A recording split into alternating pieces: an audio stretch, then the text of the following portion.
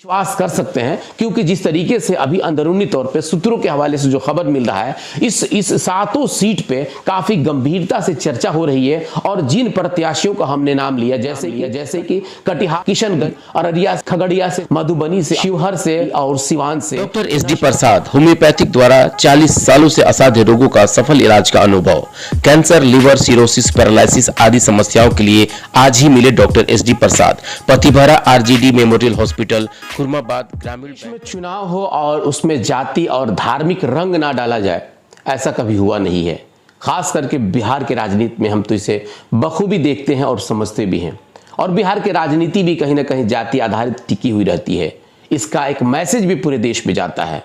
2024 का जो general election है और बिहार में अगर इसकी बातें ना हो, खास करके जाति धर्म की, तो शायद ये पूरा चुनाव अधूरा रहेगा। बहुत स्वागत है आपका यस 24 न्यूज़ पे और मेरा नाम कौसर अली हुआ। आज हम जिस विश्लेषण को लेकर बैठे हुए हैं वो जाति तो है ही, लेकिन इसमें एक धर्म का एंगल सबसे महत्वपूर्ण जुड़ता है, जो सभी पार्टियां इसको देखती हैं और सभी पार्टियां उसके हिसाब से ही अपना सीट तय करती हैं। खास करके महागठबंधन हो या जो अभी का बना हुआ इंडिया हो। हम एनडीए की बात नहीं करेंगे, एनडीए चूंकि पहले से भारतीय जनता पार्टी का उस पर मजबूत कब्जा रहा है, लेकिन वो जिस तरीके से अपने सहयोगियों को लेकर के साथ चलती है, उसमें भी अगर कहीं कुछ एक आध सीट अगर किसी मुस्लिम समुदाय को मिल जाए तो इसमें किसी को आश्चर्य या फिर किसी को इसमें कोई जो है कि ताज्जुब की बात नहीं लगती है, जैसे कि हुआ भी है। लेकिन इस बार चूंकि इंडिया एक नया गठबंधन बना है और इस इंडिया गठबंधन से बहुत सारे लोगों को उम्मीद है, और उसमें सबसे महत्वपूर्ण उम्मीद ये है कि जिस तरह से इंडिया का एक कॉकटेल बनाया गया है, जिसमें लगभग सभी पार्टियां, जो छोटी छोटी पार्टियां जो हैं, जो भी अपने स्टेट वाइज पार्टियां थी, जो राज्य जो स्तर पर अपनी पार्टियां थी, जिसमें बिहार के अगर देखा जाए तो राजद है, जनता दल यूनाइटेड है, उसी तरीके से उत्तर प्रदेश में सपा को देखें या फिर हम आम आदमी पार्टी को देखें, यानी कि इस तरह से मिला करके एक तरह से इंडिया का निर्माण हुआ है। बिहार की अगर हम बात करें तो बिहार में सबकी उम्मीदें इस बात पर टिकी हुई हैं कि इस बार बिहार में कौन कौन सा सीट और किस किस प्रत्याशी को इंडिया गठबंधन टिकट देगी। लेकिन जो सबसे महत्वपूर्ण है वो ये कि इंडिया गठबंधन जो है कि मुस्लिम समुदाय को और किस किस मुस्लिम प्रत्याशी को अपना जो है कि कैंडिडेट बनाएगी, ये जानना आज बहुत जरूरी है। और आज का हमारा विश्लेषण भी इस पे खास है। बिहार ऐसा जगह माना जाता है, ऐसा राज्य माना जाता है जहां की राजनीति में अगर देखा जाए तो जाति फैक्टर बहुत मजबूत और खास करके बहुत निचले स्तर तक दबा हुआ है। और इसकी उभार तब होती है जब बिहार में चुनाव हो, चाहे वो बिहार का जनरल इलेक्शन हो या फिर देश का लोकसभा का चुनाव हो। यहां तक कि हम लोग देखते हैं वार्ड का चुनाव होता है या मुखिया का होता है या नगर पंचायत का होता है, उसमें भी ये चीजें बहुत हद तक देखने को मिलता है। लोग कितना इससे प्रभावकारी होते हैं, कितना कारगर होता है, अब तो ये आम जनता समझ रही है।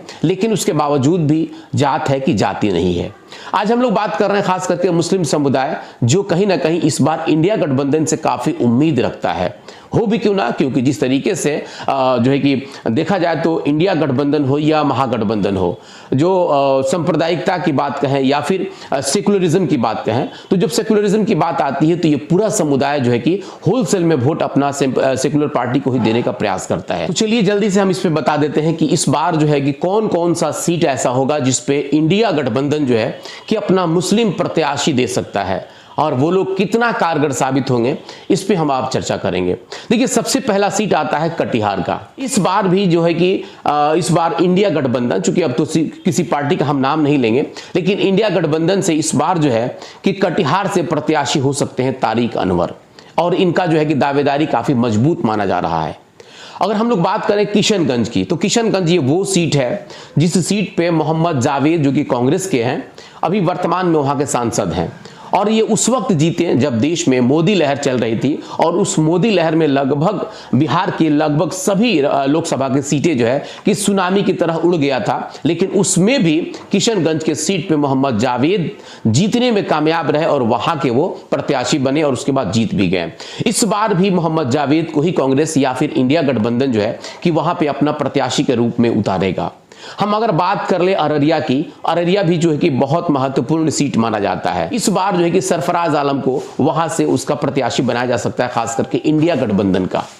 अगर हम लोग बात करें खगड़िया की, खगड़िया चूंकि एक बहुत महत्वपूर्ण सीट माना जाता है, वहां पे चौधरी महबूब अली कैसर चूंकि ये लोजपा के प्रत्याशी थे और इन्होंने जीत भी दर्ज किया था। इस बार चूंकि इंडिया ने उनको खगड़िया से इस बार वहां का प्रत्याशी भी बनाया जाएगा। हालांकि वो पहले से ही वहां पे सांसद हैं, लेकिन इंडिया गठबंधन से वो किस तरीके से जीत हासिल करते हैं ये देखना बड़ा दिलचस्प होगा। हम अगर बात कर ले मधुबनी वो सीट है जहां पे कहा जाता है कि वहां की जो जिस तरीके से पॉपुलेशन है, उस पॉपुलेशन और वहां की जातीय केमिस्ट्री को अगर देखें तो वहां पे अल्पसंख्यक खास करके मुस्लिम प्रत्याशी काफी टिकाऊ नजर आते हैं, हालांकि जीत पाते हैं नहीं पाते। लेकिन मधुबनी से इस बार बात चल रहा है कि अब्दुल बारी सिद्दीकी को वहां पे इंडिया गठबंधन से उनको प्रत्याशी बनाया जा सकता है। ठीक, अगर हम लोग बात कर ले शिवहर की, क्योंकि शिवहर इस बार काफी चर्चे में है। चर्चा इसलिए क्योंकि जिस तरीके से आनंद मोहन इस बार ठाकुर को लेकर के काफी चर्चे में है, उनकी पत्नी जो है लवली आनंद को वहां पे प्रत्याशी बनाने की बात चल रही थी, लेकिन ये बातें अब धीरे धीरे जो है कि लाइमलाइट से हट रहा है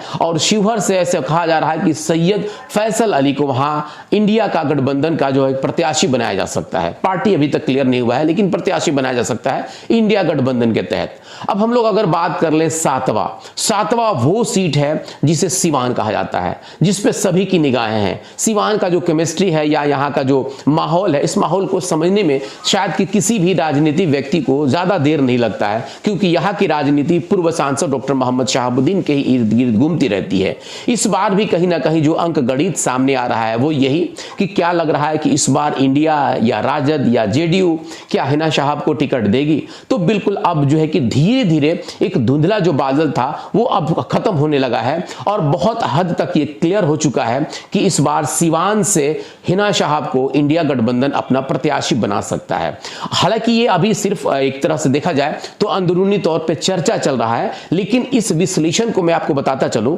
तो इसमें क्योंकि जिस तरीके से अभी अंदरूनी तौर पे सूत्रों के हवाले से जो खबर मिल रहा है, इस सातों सीट पे काफी गंभीरता से चर्चा हो रही है और जिन प्रत्याशियों का हमने नाम लिया, जैसे कि कटिहार से तारिक अनवर, किशनगंज से मोहम्मद जावेद, अररिया से सरफराज आलम, खगड़िया से चौधरी महबूब अली कैसर, मधुबनी से अब्दुल बारी सिद्दीकी, शिवहर से सैयद फैसल अली और सिवान से हिना साहब के बारे में जो चर्चा चल रही है, इस चर्चा में बहुत हद तक सत्यता भी है। हालांकि आने वाले वक्त में बहुत कुछ बदल सकता है, लेकिन इस पूरे फिगर की अगर हम बात करें तो इसमें ज्यादातर ये उम्मीद है कि इस पूरे नाम पे मोहर लगभग लग चुका है। आने वाले समय में अगर इन सभी को प्रत्याशी बना दिया जाए तो अब इसमें शायद कि किसी भी तरीके का इफ या बट की बात नहीं रह जाती है। लेकिन जो सबसे महत्वपूर्ण बात है वो हिना साहब को लेकर के है कि बार बार जिस तरीके से इनके कई समर्थक जो है कि अब जो बयान देते हैं, खासकर कभी राज्यसभा भेजने की तो कभी टिकट लेने की बात,